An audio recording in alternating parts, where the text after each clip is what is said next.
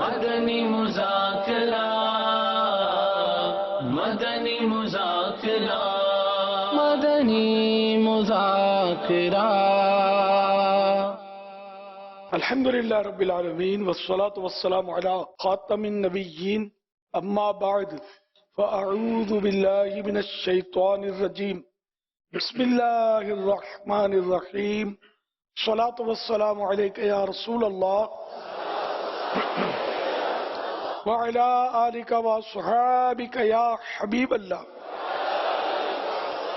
الصلاة والسلام علیک یا نبی اللہ وعلی آلک وصحابک یا نور اللہ.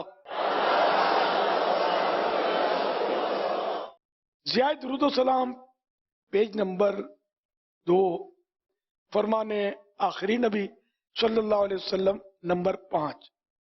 نماز کے بعد حمد و ثنا و درود شریف پڑھنے والے سے فرمایا دعا مانگ قبول کی جائے، سوال کر دیا جائے گا. صلو علی الحبیب. تو اس حدیث پاک میں جیسے نماز کے بعد حمد و ثنا و درود شریف، نے کسی کو دیکھا آپ نے کہ وہ نماز کے بعد میرے آقا صلی اللہ علیہ وسلم نے دیکھا کہ اللہ کی حمد کر رہا ہے، ثنا کر رہا ہے، جیسے الحمدللہ رب العالمین ہم نے کہا تو یہ اللہ کی حمد ہم نے بیان کی. درود شریف بھی پڑھا تو اس سے پیارے آقا صلی اللہ علیہ وسلم نے فرمایا دعا مانگ قبول کی جائے گی، سوال کر دیا جائے گا. تو نماز کے بعد حمد و ثنا اور درود شریف پڑھنے والے سے ایک ارشاد فرمایا صلو علی الحبیب صلی اللہ علیہ محمد. تو ہمارے یہاں بھی دعا کا انداز تو یہی ہے الحمدللہ رب العالمین والصلاة والسلام علی خاتم النبیین صلی اللہ علیہ وسلم. تو یہ حمد و ثنا بھی ہو گئی، درود شریف بھی ہو گیا نا. اور اب دعا مانگی جاتی ہے. اللہ کرے کہ ہماری دعائیں بھی اس طرح قبول ہوں، اللہ کی رحمت سے ضرور قبول ہوں. صلو علی الحبیب صلی اللہ علی محمد. السلام علیکم. وعلیکم السلام ورحمۃ اللہ وبرکاتہ.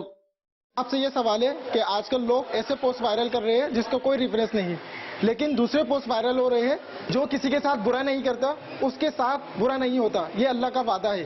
کیا یہ بات حقیقت ہے؟ کسی آیت سے مجھے تو پتہ نہیں ہے. جو کسی کے ساتھ برا نہیں کرتا اس کے ساتھ برا نہیں ہوتا. امتحان تو انبیاء کرام کو بھی آئے علیہ الصلوۃ والسلام، صحابہ کرام کو بھی آئے. خود سید الانبیاء محمد رسول اللہ صلی اللہ علیہ وسلم کے ساتھ بھی امتحان ہوا، یہاں تک کہ امام حسن نواسہ رسول انہیں زہر دیا گیا تو وہ آپ کی شہادت کا سبب بنا. یہ جملہ کسی نے ایسے ہی چلا دیا ہے میرے کو لگتا ہے. واللہ تعالی اعلم ورسولہ اعلم عز وجل وصلی اللہ تعالی علیہ وآلہ وسلم. صلو علی الحبیب. میٹھا میٹھا ہے میرے محمد کا نام، ان پہ لاکھوں کروڑوں درود اور سلام. پیارا امیر اہل سنت کی بارگاہ میں میرا یہ سوال ہے کہ جانے کائنات وجہ تخلیق کونوں کا اللہ کے آخری نبی حضرت محمد مصطفیٰ صلی اللہ تعالی علیہ وآلہ وسلم، آپ کے نام نامی اسم گرامی کے کیا معنی ہے؟ اور ساتھ ہی یہ ارشاد فرمائیے گا کہ بعض اوقات اس کی ادائیگی میں لوگ تھوڑی سی غلطی کر جاتے ہیں، یعنی لفظ ہا کی جگہ ہا استعمال کرتے ہیں. تو یہ بتائیے گا کہ معنی میں کتنا فرق آ جاتا ہے اور اس میں ہمیں کس قسم کی احتیاط کرنی چاہیے؟ جزاک اللہ خیر. نام رکھنے کے احکام، یہ مکتبۃ المدینہ کی بڑی پیاری کتاب ہے. اس میں موطا امام مالک کی شرح میں لکھا ہے. حضرت سیدنا امام مالک رحمت اللہ علیہ فرماتے ہیں اہل مکہ یعنی مکہ شریف والے آپس میں یہ گفتگو کیا کرتے تھے کہ جس گھر میں بھی محمد نام کا کوئی فرد ہوتا ہے تو اس گھر میں خیر و برکت ہوتی ہے اور ان کے رزق میں کثرت ہوتی ہے، روزی بڑھتی ہے ان کی. سبحان اللہ. صلو علی الحبیب صلی اللہ علی محمد. تو لفظ محمد کے معنی کے متعلق حضرت مفتی احمد یار خان رحمت اللہ علیہ تفسیر نعیمی میں لکھتے ہیں لفظ محمد کے معنی ہے ہر طرح تعریف کیا ہوا، ہر وقت، ہر زمانے، ہر زبان میں حمد و ثنا کیے ہوئے. حقیقت یہ ہے کہ جیسے حضور انور صلی اللہ علیہ وآلہ وسلم تمام خلقت یعنی جو بھی اللہ پاک نے جن کو بھی پیدا کیا اس ساری مخلوق سے افضل تمام رسولوں کے سردار ہیں، اسی طرح حضور انور صلی اللہ علیہ وآلہ وسلم کا نام شریف بھی تمام نبیوں کے ناموں کا سردار ہے. اس نام پاک کے بے شمار فضائل ہیں جن میں سے چند یہ ہیں. اس نام پاک کو اللہ پاک کے نام یعنی لفظ اللہ سے بہت مناسبت ہے. اللہ میں حرف چاروں حرف نقطوں سے خالی ہے. ان میں ایک شد، 2 حرکتیں، ایک سکون، آخر میں ہاں سکون نا رکتے ہیں. اسی طرح لفظ محمد 4 حرف نقطوں سے خالی، ایک شد میم پر جو تشدید ہے، 2 حرکتیں، ایک سکون. یہ جو پڑھے ہوئے ہوتے ہیں نا ان کو سمجھ آتی ہوگی میں کیا کہنا چاہتا ہوں.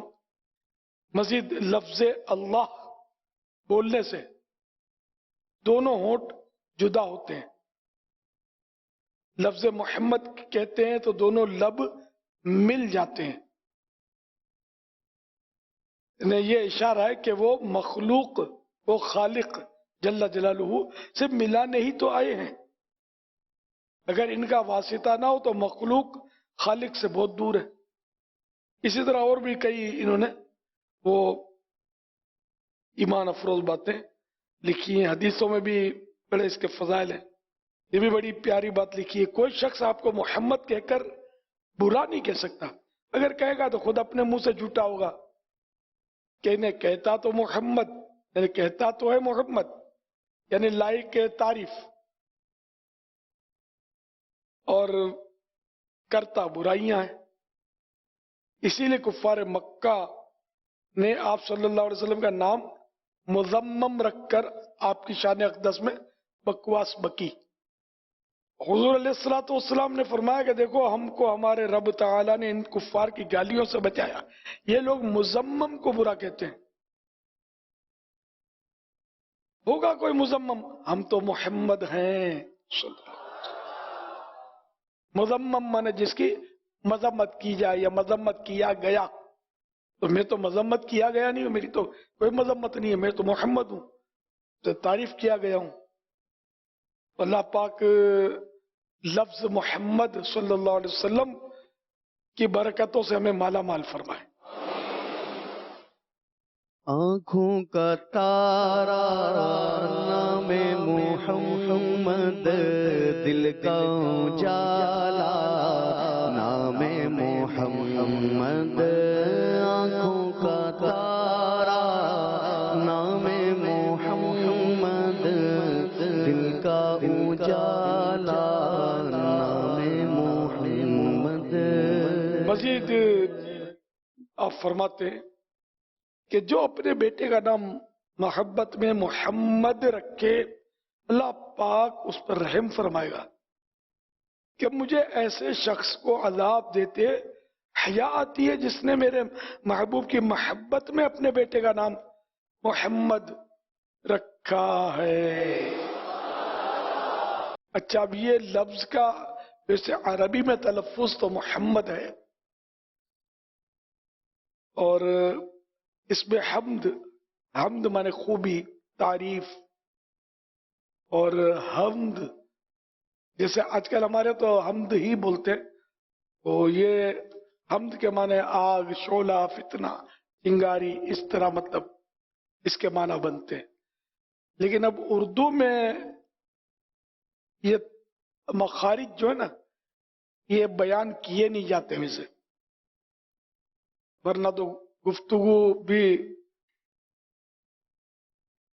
بعض لوگ بیچارے ہر لفظ مخرج اس کا عربی نکال رہے ہوتے ہیں اب وضو کو بھی وضو بولنا ہوگا، دعات، وضو کو تو ہم وضو ہی بول رہے ہیں نا. خیر پھر بھی لفظ محمد جس کو ہا نکال سکتا ہے اس کو تو یہی چاہیے کہ وہ محمد کہا کرے. اچھا اب اگر یہ ہا نہ نکالا، جیسے کہ ہماری اردو بول چال میں نہیں نکالتے، انگلش میں تو تصور بھی نہیں ہے، گجراتی میں بھی تصور نہیں ہے ہا کا، تو ایسی صورت میں مفتی صاحب کیا فرمائیں گے؟ محمد کو جس طرح آج کل لوگ پکار رہے ہیں. اصل میں وہ جو محمد ہا کے ساتھ جو پڑھتا ہے اس کا ویسے تو جو اس کا معنی جو ہوتا ہے تحمید کا، وہ ہوتا ہے کسی چیز کو بجھانا، آگ بجھانا، یا کسی چیز کو ساکن کرنا، پرسکون کرنا. تو جس طرح وہ محمد کا ہا نکالنے میں نہیں ہوتا، اسی طرح محمد کا ہا بھی ٹھیک نہیں نکالتے. وہ ہمارا اردو کا انداز ہی جدا گانا ہوتا ہے، تو اس میں نہ وہ محمد پڑھ رہے ہوتے نہ محمد پڑھ رہے ہوتے ہیں کہ ہا کا تلفظ اس انداز میں نکلے. تو ہمارا اردو کا اپنا اسلوب ہوتا ہے، تو مراد وہی نام نامی ہوتا ہے. اس میں جیسے اللہ کا نام ہے، وہ لام کو پر کر کے پڑھنا ہوتا ہے، تو ظاہر ہے کہ اردو میں اس طرح نہیں پڑھا جاتا. حسان ہے تو وہ ہا اور سین کے اوپر زور دے کے تو مشکل ہی کوئی پڑھ پائے گا. تو یہ ہمارے یہاں اس طرح کے معاملات جیسے آپ نے بیان کیا کہ ہوتے نہیں ہیں، تو ان میں معنی کا لحاظ ہوتا نہیں ہے، نام نامی لیا جاتا ہے. تو وہی جو آپ نے فرمایا کہ بہتر ہے جو بلا تکلف محمد کہہ سکے تو اسے محمد ہی کہنا چاہیے، لیکن اگر اس طرح ہاں نکلتا نہیں ہے تو اس کے اوپر کوئی حکم شرع نہیں ہوگا. یعنی تجوید، آپ تو تجوید میں پہنچ گئے میرا خیال ہے، نہیں تجوید کے قواعد. نہیں، میں ورز کر رہا ہوں کہ اتنا وہ تکلف کرنا کہ ہا نکالے اور ہا نکالے، یہ ہمارے اردو کے اندر اس طرح ہوتا نہیں ہے. تو اگر یہ احکام لگائے جائیں گے تو پھر تھوڑا وہ پھر ہا بھی نہیں نکلتا، صحیح، وہ تو جی. سیدھے کی طرف جا رہا ہے. ہاں. جی. لیکن خیر وہ یہ کہ اردو پھر گجراتی تو انگلش تو ساری دنیا پھر گناہگار سب کو کہنا پڑے گا، اور پھر تو وہ گستاخ ہو جائیں گے کہ یہ اس طرح نام لے رہے ہیں. بہرحال جہاں جب بلکہ عربی زبان میں بھی رعایتیں ہیں مخارج میں. اصل جو قواعد ہیں نا، یہ تلاوت قرآن کے قواعد، یہ عربی زبان کو بھی لاگو نہیں پڑتے. ورد ادغام، غنہ، اخفاء، اظہار، یہ سب کرنا ہوگا، مدات. اب جیسے کہ انشاءاللہ ہم نے بولا انشاءاللہ، اب یہ بھی صحیح نہیں بولتے نا، خالی انشاءاللہ بول دیں پھر بھی صحیح ہو جائے گا. مگر عربی اور پھر یہ تجوید سے قرآنی جو قواعد قرآن پڑھنے کے تجوید، تو اس میں پڑھیں تو انشاء اللہ، تو پھر تو لوگ بھاگ جائیں گے آپ سے. اب یوں گفتگو کرنا شروع کر دیں گے اردو میں. تو صلو علی الحبیب صلی اللہ علی محمد. سیدی امیر اہل سنت کی بارگاہ میں عرض ہے الحمدللہ 5 ربیع الاول اس وقت حضرت امام حسن رضی اللہ تعالیٰ عنہ کے مزار شریف پر حاضری ہے. امیر اہل سنت کی بارگاہ میں سوال یہ ہے کہ سرکار صلی اللہ تعالیٰ علیہ وسلم نے حضرت امام حسن رضی اللہ تعالیٰ عنہ کو سید فرمایا، یہ کس موقع پر ارشاد فرمایا؟ اس حوالے سے مدنی پھول ارشاد فرما دیجئے، جزاک اللہ خیرہ. غالباً یہ وہ حدیث پاک ہے نا کہ پیارے آقا صلی اللہ علیہ وسلم نے فرمایا میرا یہ بیٹا سید یعنی سردار ہے، اللہ اس کی بدولت مسلمانوں کی 2 بڑی جماعتوں میں صلح فرمائے گا. صلو علی الحبیب صلی اللہ علی محمد. میرا امیر سنت سے یہ سوال ہے کہ میں اپنی والدہ سے دور فیصل آباد میں نوکری کرتا ہوں اور میری والدہ ملتان میں رہتی ہیں. ان کا یہ مجھ سے شکایت ہوتی ہے کہ آپ مجھے ٹائم نہیں دیتے، مجھے ملنے نہیں آتے، جبکہ میری وہاں پہ ملازمت ہے اور میرے بیوی اور بچے میرے ساتھ وہاں پہ رہتے ہیں. تو اس معاملے میں ہماری رہنمائی فرمائیں، مجھے کیا کرنا چاہیے؟ وہ اکثر مجھ سے ناراض رہتی ہیں اس حوالے سے. اللہ پاک عافیت والا معاملہ فرمائے. اللہ جو پروردگار آپ کو فیصل آباد میں روزی دیتا ہے وہی اللہ ملتان میں بھی روزی دینے پر قدرت رکھتا ہے. ماں کی بڑی فضیلت ہے، اہمیت ہے. اس لیے اگر ماں ناراض ہے تو پھر یہ آپ کو میرا مشورہ ہے کہ بال بچوں کو لے کر آپ ملتان شفٹ ہو جائیں، ماں کی خدمت کریں. ان کو بیچاری آپ کو دیکھنا چاہتی، اس کی اتنی محبت ہے، اور آپ ہیں کہ وہ پیسوں کی وجہ سے، مین سبب تو پیسے بنے نا، تو پیسوں کی وجہ سے آ نہیں پا رہے، رکاوٹ بن رہے. تو یہ اللہ پاک ہر جگہ رزق دیتا ہے. وہ ایک چٹکلا کسی نے بتایا تھا کہ کسی مرید نے اپنے پیر صاحب سے کہا کہ میں وہ روزگار کے سلسلے میں فلاں شہر جا رہا ہوں یا فلاں ملک جا رہا ہوں. ان بزرگ نے ان کو چوٹ کرتے ہوئے فرمایا کہ وہاں کے خدا کو میرا سلام کہہ دینا. تو وہ چونکا کہ یہ کیسے ہو سکتا ہے، خدا تو ایک ہی ہے. بولا میں بھی کہتا ہوں کہ خدا ایک ہی ہے، تو جو خدا یہاں تجھے رزق دیتا ہے وہی خدا رزق دینے والا وہاں بھی وہی ہے. ادھر ہم لوگوں کو چھوڑ کے تو کہاں چلا پیسے کمانے؟ سمجھنے کی بات ہے. یہ ایک تعداد ہے ماں باپ کو چھوڑ کر دوسرے ملکوں میں پڑی رہتی ہے، نوٹ گنتی رہتی ہے، بیچاروں کی لاش بھی نہیں آ پاتی پھر ایسے صورتحال پیدا ہو جاتی ہے بعض اوقات. اچھا، بیوی ادھر اکیلی، شوہر ادھر اکیلے نوٹ گن رہا ہے، وہ ادھر خدا نہ خواستہ اللہ نہ کرے عیاشی میں پڑ جاتے ہیں. بازو گھر سے دور رہنا بڑا رسک ہوتا ہے، سالوں تک دور رہتے ہیں، اور یہ بیچاری ادھر گناہوں میں پڑتی ہوگی. تو اس سے نہ کیا جائے کہ جب تک خاندان کا ہر فرد اس راضی بھی ہو اور ہمیں بھی پتا ہو کہ ہمارے جانے سے کوئی فتنہ نہیں ہوگا. اب بچے آپ کی غیر حاضری میں بڑے ہو جائیں گے، آپ جب 2 سال کے بعد آئیں گے، چھوٹا بچہ آپ کو پہچانے گا بھی نہیں، بھاگے گا، آپ اس کو پکڑیں گے تو ڈرے گا آپ سے. اب ایسی روزی کیا کرنی ہے؟ اس طرح کی یعنی کثیر روزی یا دولت کے ڈھیر کو کیا کرنا ہے اپنے؟ بال بچوں کا سکھ بھی تو بہت بڑی نعمت ہے. یہ میں سب کو دنیا بھر کے اسلامی بھائیوں کو سمجھا رہا ہوں کہ صرف پیسہ یہ زندگی کا مقصد نہیں بنانا چاہیے. وما خلقت الجن والانس الا ليعبدون. اور ہم نے جنوں اور انسانوں کو اپنی عبادت کے لیے پیدا کیا. تو ماں باپ کی خدمت بھی بہت بڑی عبادت ہے، جبکہ وہ شریعت کے دائرے میں سارے معاملات. تو یہ اس پر غور فرما لیں. پھر یہ کہ دوسرے ملکوں میں جو مطلب تعلیمی انداز ہوتا ہے، اولاد کی تربیت کا معاملہ ہوتا ہے، وہ غیر مسلموں کے حوالے کر کے بھول جاتے ہیں. اب وہ دین پڑھا ہے، دنیا پڑھا ہے، اب اپنا مذہب پڑھا ہے، جو بھی پڑھا ہے، نو پرابلم، مجبوری ہے. کیا مجبوری؟ تو یہ سب کو غور کرنا چاہیے کہ کہیں میری اولاد کی آخرت تو تباہ نہیں ہو رہی. جب اولاد کی آخرت ہم ہاتھوں تباہ کریں تو اپنی آخرت کہاں بچے گی؟ ففہم، سمجھو اور غور کرو. اللہ پاک سب کو عقل سلیم عطا فرمائے اور اپنی دنیا اور آخرت کی بہتری کے بارے میں غور کرنے کی سعادت بخشے.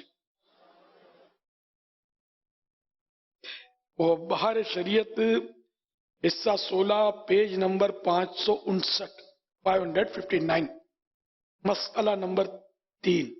یہ یعنی بیٹا پردیس میں ہے، یعنی فارن میں، غیر ملک میں، والدین اسے بلاتے ہیں تو آنا ہی ہوگا.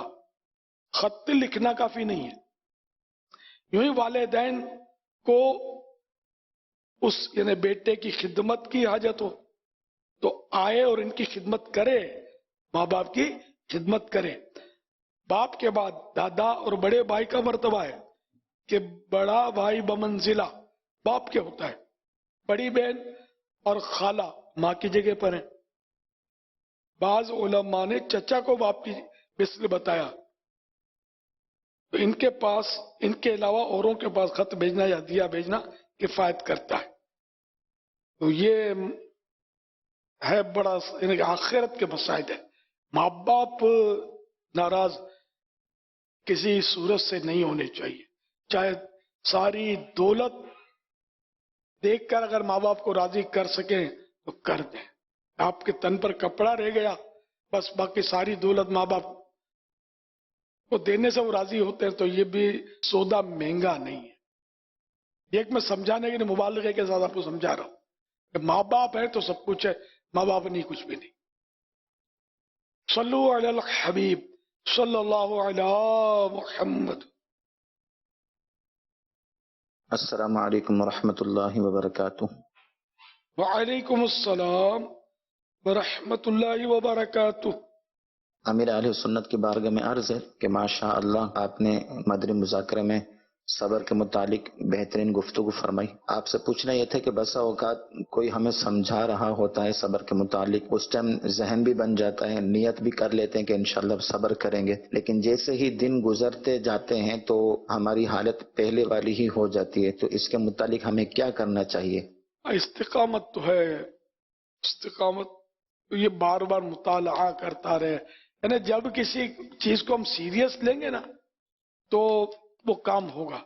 بعض اوقات سیریس نہیں لیتے، توجہ سے سنتے نہیں ہے، توجہ دیتے نہیں ہے، اس چیز کو بھی خاص اہمیت نہیں دیتے، بعد میں اس پر غور بھی نہیں کرتے. تو یوں بھی یہ آدمی جو اس سے غافل ہو جاتا ہے. اس لیے وہ سیریس لیں گے نا تو انشاءاللہ بہتری آئی. صبر کا ثواب ذہن میں دہراتے رہیں گے، اہمیت دہراتے رہیں گے تو انشاءاللہ صبر کی عادت بھی پڑے گی. واللہ تعالی اعلم ورسولہ اعلم عز وجل وصلی اللہ تعالی علیہ وآلہ وسلم. صلو علی الحبیب صلی اللہ علی محمد. سوال ہمارے پاس یہ آیا ہے کہ ساس سسر کو امی ابو کہہ کر پکار سکتے ہیں؟ آج کل رواج تو ہے اس کا، سگی امی تو نہ سمجھے لیکن کہنے میں کیا حرج ہے. ویسے بھی ہم ایک دوسرے کو بھائی تو کہتے ہیں، بھائی ذرا دیکھنا. اب وہ سگا بھائی تو نہیں ہو گیا اس طرح. بڑوں کو چچا بولتے ہیں، اب یہ انکل بولتے ہیں. پہلے میمنی میں ہم لوگ کاکا بولتے تھے، کاکا مانے چچا. پنجابی میں کاکا بچے کو بولتے ہیں، ہماری میمن زبان میں کاکا چچا کو بولتے ہیں. انگلش لینگویج میں تو خیر وہ الفاظ کم ہیں، ان کے پاس یہ کمزور ہے، ان کے پاس الفاظ بھی کم ہیں. یہ سب چچا، پھپھا، ماموں، تایا غالباً سب کو انکل بولتے ہیں. ہمارے سب کے الگ الگ الفاظ ہیں. اردو بہت وسیع ہے. صلو علی الحبیب صلی اللہ علی محمد. سوال یہ ہے کہ بیوی شوہر کی اجازت کے بغیر مرید ہو سکتی ہے؟ بالکل ہو سکتی ہے. توبہ ہی تو کرنا ہے اور اپنی آخرت کا بہتری والا کام کرنا ہے، جس سے شوہر کا کوئی نقصان تو ہے نہیں، نہ شوہر کی کوئی حق تلفی ہے. میں کھیچی والا سے سید زین العابدین عرض کر رہا ہوں. میری عمر 8 سال 3 ماہ کے قریب ہے. پیارے پیارے میرے اہل سنت، میرا آپ سے پہلا سوال یہ ہے کہ میری ایج کے بچے ٹی شرٹ پہن کر نماز ادا کریں تو کیا ان کی نماز ہو جائے گی؟ میرا دوسرا سوال یہ ہے کہ لیڈیز کی محفل میلاد میں ہم نعت بیان دعا سلام پڑھ سکتے ہیں؟ جواب ارشاد فرما دیجیے. میری اور میرے گھر والوں کی بے حساب مغفرت کی دعا فرما دیجیے. جزاک اللہ خیرا. ویاکم. ٹی شرٹ یعنی اگر ستر نہیں کھل رہا ایسا لباس ہے، ٹی شرٹ ہے یا شرٹ ہے یا پینٹ ہے، مرد کے لیے کہہ رہا ہوں، تو ان کی نماز تو ہو جاتی ہے، کوئی مشکل نہیں. عورت اگر یہ پینٹ پہنے گی تو البتہ یہ مردوں کی مشابہت کی وجہ سے گناہ گار ہوگی اگر مردانہ پینٹ پہنتی ہے تو. اور یہ پھر بھی نماز تو خیر، نماز ہونا نہ ہونا وہ مطلب دوسری صورت ہے. نماز کا فرض تو پھر بھی ادا ہو جائے گا. اور چھوٹا بچہ یہ 8 سال 3 مہینے کے ہیں، یہ سید زادے ہیں، تو اتنا چھوٹا بچہ اگر عورتوں میں نعت شریف پڑھتا ہے تو اس کا پردہ تو ہے نہیں، اس میں کوئی حرج بھی نہیں ہے اگر اور کوئی وجہ نہ ہو منع ہونے کی. واللہ تعالی اعلم ورسولہ اعلم عز وجل وصلی اللہ تعالی علیہ وآلہ وسلم. صلو علی الحبیب صلی اللہ علی محمد. امیر اہل سنت سے میرا یہ سوال ہے کہ یعنی کم کھانا، کم بولنا اور کم سونا، ان تینوں میں سے پہلے کس پہ عمل کیا جائے کہ مزید جو ہے وہ آسانی ہو جائے؟ کم بولنے میں اور اسی طرح کم سونے میں، یا کم کھانا کو جو ہے وہ زیادہ توجہ دی جائے؟ اور دوسرا یہ کہ کم کھانے کے حوالے سے کوشش کرتے ہیں لیکن دو وقت کم کھانا ہوتا ہے لیکن تیسری وقت زیادہ ہی کھا جاتے ہیں، تو اس حوالے سے رہنمائی فرما دیں کہ اس کی کیا ترکیب بنائی جائے؟ جزاک اللہ خیر۔ میرا گمان ہے کہ واقعی اگر کم کھائے تو جب بھوکا پیٹ ہوگا تو بولنے کو دل نہیں کرے گا، بولنے میں کمی آئے گی۔ بھوکا پیٹ ہوگا تو نیند کم آئے گی، ڈٹ کر کھانے سے نیند بھی ڈٹ کے ہی آتی ہے، بندہ گھوڑے بیچ کے سوتا ہے۔ اگر کم کھانے کو پکڑ لے تو، مگر یہ ہمارے یہاں ہم جس کو کم کھانا بولتے ہیں نا، ہم اس طرح کا کم نہیں کھاتے، تاہم مطلب یہ کہ فائدہ تو ہوتا ہے۔ تو اگر واقعی کم کھائے تو وہ مجھے لگتا ہے وہ کم کھانے کی برکت سے یہ دونوں چیزیں اس کو حاصل ہو جائیں گی۔ واللہ تعالی اعلم ورسولہ اعلم عز وجل وصلی اللہ تعالی علیہ وآلہ وسلم۔ صلو علی الحبیب محمد۔ میرا امیر سنت سے سوال یہ ہے کہ نالین پاک کا نقش زمین پر بنا ہو یا اس کا عکس واضح طور پر زمین پر ظاہر ہو، کیا اس پر کھڑے ہو سکتے ہیں؟ جواب ارشاد فرمائیں۔ اپنے دل سے فتویٰ لے لیں، دل کرتا ہے کھڑے ہونے کا؟ کبھی بھی نہیں ہوگا دل کھڑے ہونے کا۔ انڈرسٹوڈ؟ یہ تو ایسی بات ہے کہ جس کو خیر اگر دوسروں کو سکھانے کے لیے پوچھا ہو، لیکن یہ پوچھنے والی بات تو ہے نہیں نا۔ ہر مومن جو ہے عاشق رسول وہ سمجھ سکتا ہے کہ ادھر کیا کرنا ہے۔ سبز گنبد شریف جو ہے نا، سرکار صلی اللہ تعالی علیہ وآلہ وسلم کا مبارک روضہ، سبز گنبد، یہ نیچے جو باہر جو مسجد نبی شریف کے باہر کا جو فرش ہے، اس فرش پر ماربل بچھا ہوا ہے، اور یہ فنیشنگ جب دھوپ حاضری دیتی ہے نا روضہ پاک پر، تو سبز گنبد شریف کا، اب میں الفاظ نہیں بولتا، آپ خود سمجھ جاؤ، تو وہاں بھی عشاق جو ہے نا اس وقت نہیں جائیں گے کہ پاؤں پڑے گا۔ ہم عشق کے بندے ہیں، کیوں بات بڑھائی؟ واللہ تعالی اعلم ورسولہ اعلم عز وجل وصلی اللہ تعالی علیہ وآلہ وسلم۔ صلو علی الحبیب صلی اللہ علیہ وسلم۔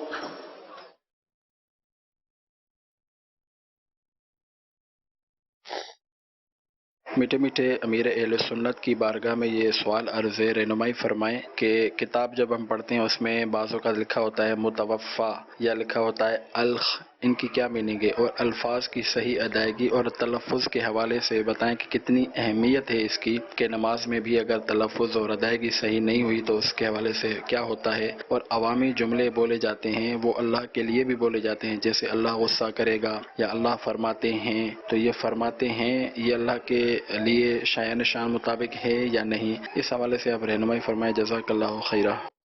المتوفا یہ لکھا ہوتا ہے، یعنی کہ وفات کس سن مراد ہوتی ہے کہ ان دنوں میں ان کی وفات ہوئی، تو خیر ہم المتوفا ہم نہیں لکھتے کہ عوام کو تشویش ہوتی ہے، ہم وفات یا سن وفات یا وفات کا سال وفات لکھ دیں نا تو زیادہ اچھا، کیونکہ صرف سال لکھا ہوتا ہے پھر بریکٹ میں المتوفا کر کے سال، تو سال وفات۔ ہم اس طرح اپنی کتابوں میں تو احتیاط کرتا ہوں میں کہ عوام کو تشویش نہ ہو۔ المتوفا کا معنی ویسے ہوتا ہے کہ جس کو وفات دی گئی، وفات دی گئی۔ سن پھر وہ آگے الگ سے یا تو سن کر کے لکھتے ہیں یا پھر وہ نشان اس کا بنا کے لکھتے ہیں۔ جی جی وفات، وفات کا یہ وفات دی گئی اس سال میں،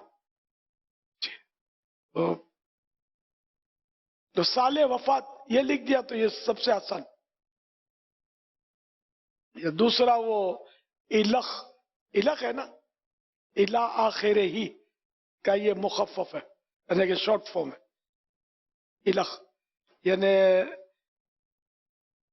کہ یہ ادھر کہ نا ادھوری بات ہوتی ہے تو جب الخ لکھتے ہیں کہ آگے مزید آگے تک یعنی آخری الفاظ تک یہ لکھ دیتے ہیں الخ کر کے آدھی بات کو رکھ دیا جاتا ہے کتابوں میں.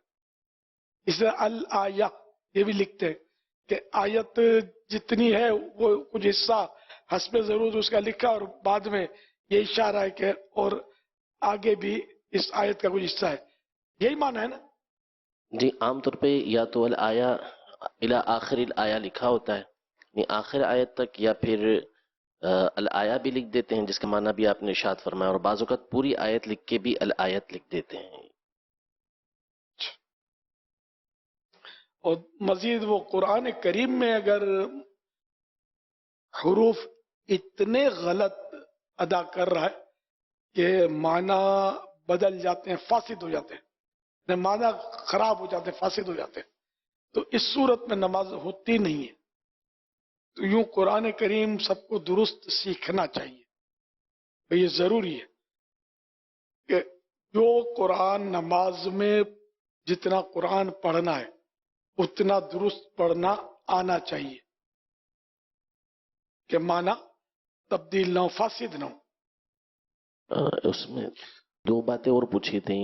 غصہ اللہ تعالیٰ کے لیے یہاں اللہ پاک کے لیے لفظ غضب استعمال کیا جاتا ہے.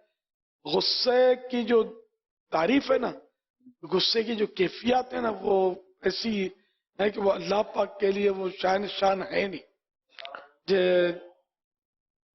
جیسے چھوٹے پر غصہ آتا ہے تو کوئی مخصوص مطلب یعنی کہ کیفیت جو اس کی ہوتی ہے اور اس کے وہ دماغ کی طرف وہ ریز اس کی جاتی ہیں جس سے وہ اظہار کرتا ہے چھوٹے پر غصے کا. اور بڑے پر غصہ آتا ہے تو وہ نیچے کی طرف جاتی ہے، اظہار نہیں کر سکتا، وہ دل پہ لے لیتا ہے. اعلیٰ حضرت نے یہی ارشاد فرمایا جب پوچھا گیا نا اللہ کے لیے غصے کا لفظ استعمال کرنا، تو اس پہ یہ فرمایا کہ اس کا معنی اچھو لگنا بنتا ہے، یہ اللہ کے لیے استعمال نہیں کر سکتے. جی لفظ غصہ نہ کیا جائے. غضب یہ قرآنی لفظ ہے، عربی لفظ ہے، اور اللہ پاک غضب ناک ہوتا ہے، اللہ پاک غضب فرماتا ہے. جب کسی اور پر ہم کمزور پر غصہ اتارنے لگے، غصہ آ جائے، تو ہم اللہ پاک کے غضب کو یاد کریں کہ وہ ہم سے زبردست ہے. یقیناً اگر وہ ہم پر غضب فرمائے گا تو ہم پھر کیا کریں گے؟ اس لیے ہم اس کو چھوڑ دیں جس پر ہمیں غصہ آیا ہے. غیر المغضوب علیہم ولا الضالین، یہاں تو ضلالت گمراہی نہیں، غیر المغضوب کہ جن پر غضب ہوا. یہ مفتی احمد یار خان رحمت اللہ علیہ نے غصے کی تعریف میرات المناجی جلد 6 پیج نمبر 655 پیج نمبر 655 پر یوں فرمائی: غضب یعنی غصہ نفس کے اس جوش کا نام ہے جو دوسرے سے بدلہ لینے یا اسے دفع یعنی دور کرنے پر ابھارے. ایک تعریف یہ بھی سمجھ لو، اس لفظ غضب کے لفظی معنی غصہ ہوتے ہیں، لیکن لفظ غصہ جو ہے وہ اللہ پاک کے شایان شان نہیں ہے، اس لیے نہیں کہنا چاہیے کہ اللہ پاک کو غصہ آتا ہے. یہ الفاظ نہ کہے جائے. اچھا، وہ اللہ فرماتے ہیں یعنی کہ جمع کا صیغہ، تو یہ بھی اعلیٰ حضرت نے منع فرمایا، لیکن یہ ناجائز یا گناہ وغیرہ نہیں ہے. بہتر یہ کہ اردو بول چال میں یہ نہیں بولا جاتا. اللہ فرماتے ہیں. بعض لوگ بولتے ہیں تو ان کی پہچان بن گئی ہے، تو ہماری پہچان کچھ اور ہے. تو ہم اللہ فرماتا ہے، اللہ پاک فرماتا ہے، ارشاد فرماتا ہے، یہ کہتے ہیں. بعض لوگ تو اللہ میاں بھی بولتے ہیں، نعوذ باللہ. میاں کے لفظی معنی مالک بھی ہوتے ہیں، میاں کے لفظی معنی شوہر، یہ سب جانتے ہیں، میاں بیوی ہے نا. شوہر ایک معنی شوہر ہے میاں کے، یہ اعلیٰ حضرت نے لکھے یہ معنی. تو یہ بعض لوگوں کی یہ بھی پہچان ہے، یہ لفظ میاں بولتے ہیں. ہم لوگ نہیں بولتے. ہمارا مذہب تو مہذب ہے نا، اہل سنت کا جو مذہب ہے مہذب، یعنی تہذیب والا، ادب والا. تو اس لیے لفظ میاں جو ہے یہ اللہ پاک کے شایان شان نہیں ہے. اس لیے ہمارے اعلیٰ حضرت امام اہل سنت امام احمد اللہ خان تو بڑے عاشق رسول ہیں اور عالم و مفتی ہیں، یہ بات شریعت سے ہٹ کر نہیں کرتے، بہت بڑے عالم و مفتی بھی ہیں. انہوں نے ہمیں منع فرمایا. ان کا یہی ہے کہ اللہ کے ساتھ لفظ میاں نہ بولا جائے، منع فرمایا انہوں نے. اور اللہ پاک بولتے ہیں، اللہ کریم. صلو علی الحبیب صلی اللہ علی محمد. ایک موضوع تھا ہمارے پاس کہ خواب کیا زندگی پر اثر انداز ہوتے ہیں، کیونکہ یہ بھی ایک جنرل ہمارا ایک میٹر ہے کہ کبھی کوئی خواب ہمیں نظر آتا ہے تو بعض اوقات وہ حقیقت میں پورا ہو جاتا ہے. تو بعض اوقات تو خواب نظر آتا ہے تو سیریس بھی بہت لے لیتے ہیں. تو ان خوابوں کی کیا حیثیت ہے، کیا حقیقت ہے، اس بارے میں بھی ہم چاہیں گے کہ امیر اہل سنت سے ہم ابتداً کچھ مدنی پھول حاصل کریں. کہ بعض اوقات خواب دیکھتے اچھے اچھے بھی خواب ہوتے ہیں، بعض ڈراونے خواب بھی آ جاتے ہیں. کہ خوابوں کی حقیقت کیا ہے اور اس کو کس طرح سے ہم سیریس لیں، اس بارے میں کچھ مدنی پھول ارشاد. حدیثوں میں خواب کو نبوت کا 46واں حصہ کہا گیا ہے. خواب کی حقیقت ہے، یعنی کہ بعض خواب تو حقیقت سے متعلق ہوتے ہیں، بعض ویسے ہی ہوتے ہیں اور اس کے طرح طرح کے اسباب ہوتے ہیں. البتہ نبی کا جو خواب ہے نا، پرفیکٹ نبی کا خواب ہوتا ہے اور وہ مطلب وحی پر مبنی ہوتا ہے. خواب میں بھی انبیاء کرام علیہ السلام کو وحی نازل ہوتی ہے. باقی اور غیر نبی کا خواب جو ہے وہ دلیل نہیں بنتا، حجت نہیں ہوتا کہ ایسا ہی ہے. اب وہ خواب کو دیکھنا ہوگا وہ شریعت کے مطابق بھی ہے یا نہیں. شریعت سے ٹکراتا ہے تو وہ خواب غلط ہے. اچھا، اور بعض اوقات یہ کہ دن میں آدمی سوچتا رہتا ہے جو باتیں تو وہی خواب میں آ جاتی ہیں. کبھی پیٹ کی خرابی، معدے کی خرابی سے بھی آتی ہیں. کبھی ایسا ہوتا ہے کہ عورتوں کے جو مخصوص دن ہوتے ہیں ان کی خرابی کی وجہ سے بھی ان کو ڈراؤنے اور طرح طرح کے خوفناک خواب آتے ہیں. پھر یہ کہ بابا جی لوگ کہیں گے کہ یہ اثرات ہو گئے وغیرہ.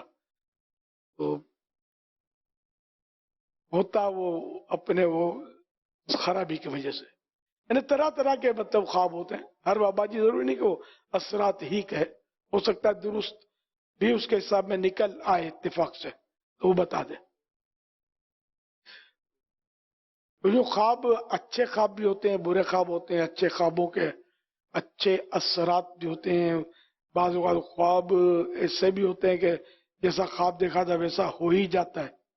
خواب میں مدینے کی زیارت کی، سچ مچ مدینے پہنچ بھی جاتا ہے بندہ. یہ بھی تو ہوتا ہے. تو اچھا سوچیں گے تو اچھے خواب آئیں گے، برا سوچیں گے تو برے خواب آئیں گے. یہ بھی ہو سکتا ہے. یاد مدینہ میں جو گم رہے گا تو اس کو مدینہ نظر آتا رہے گا. جو